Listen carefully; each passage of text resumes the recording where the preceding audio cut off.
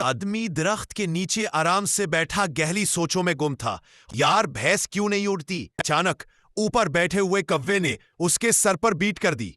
आदमी ने फौरन सर ऊपर उठाया, आसमान की तरफ देखा और जोर से बोला, या अल्लाह तेरा शुक्र है कि भैंस नहीं उड़ती।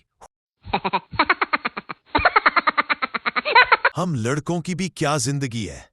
हमसे तो अच्छे प्रेशर कुकर है, उसकी एक सीटी पर लड़कियां दौड़ी चली आती हैं। एक आदमी डॉक्टर के पास गया और बोला, डॉक्टर साहब मेरे पेट में बहुत जोर का दर्द हो रहा है, कोई इलाज बताए।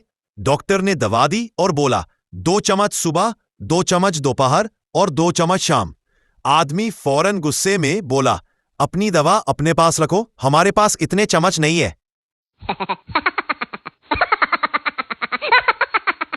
राना डॉक्टर से बोला, डॉक्टर मुझे दिल के ऑपरेशन के बाद ना डांस और गाने बहुत अच्छे लगने लगे हैं, क्या मैं जवान हो गया हूं?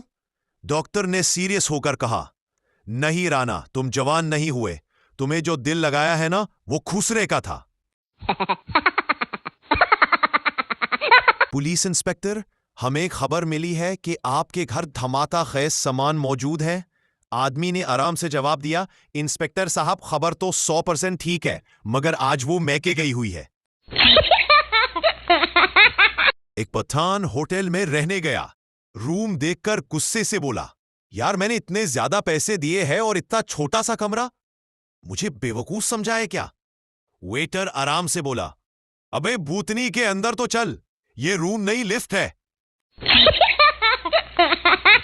आजकल हर लड़की का बस एक ही ख्वाब होता है, शौहर अपना वाइट हो, लंबी उसकी हाइट हो, गुस्सा उसका लाइट हो, जेब उसकी टाइट हो, पर जब सास से मेरी फाइट हो तो वो फौरन बोले, बेगम तुम ही राइट हो।